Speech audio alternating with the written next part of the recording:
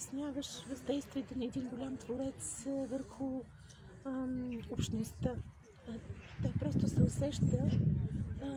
Може би много малко хора биха могли да намерят точните думи за обяснение, защото Фотев се възприема интуитивно, както голяма част от големите творци.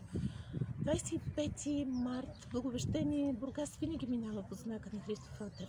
Това е един ден, в който заедно с църковния празник ние се обръщаме към неговото творчество и към града, създаден от него, по думите на професор Светлозар Игов. Защото Бургас наистина в представата на много хора е такъв, какъвто го е почувствал, не бих казала даже описал, такъв какъвто го е почувствал Христо Фотев. Опитваме се да бъдем на нивото на един толкова голям творец, създавайки събития, които да съхранят неговата памет. Аз съм изключително щастлива, че днес сред нас е неговата дъщеря Мария и неговата внучка Александра, което придава топъл привкус и топло усещане за днешния ден.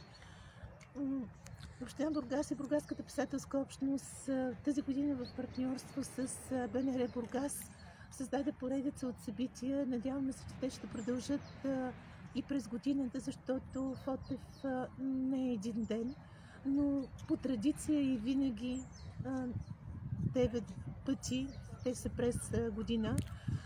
В този ден се обявяват резултатите от най-престижния, според мен, национален конкурс за поезия за поетична книга на името на Христо Фотев. Тази церемония винаги е тържествена и много вълнуваща и тя така съсредоточва вниманието на цялата литературна общност, защото тук се събират книгите, най-добрите поетични книги, които са издадени през последните 2 години.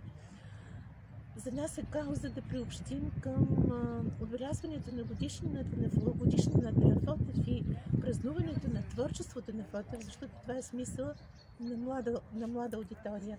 Затова инициирахме 2 съпътстващи събития. Едното е за рисунка по стих на Фотев.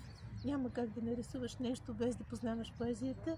И другия принос, който също е на партньорите от БНР, е рецитаторски конкурс. За да може наистина младите хора да възприемат Фотев не просто като едно име, да го възприемат през неговото творчество. Поетите наистина не умират и в този ден ни е най-добре усещане това. Много ти благодаря. Много е трудно.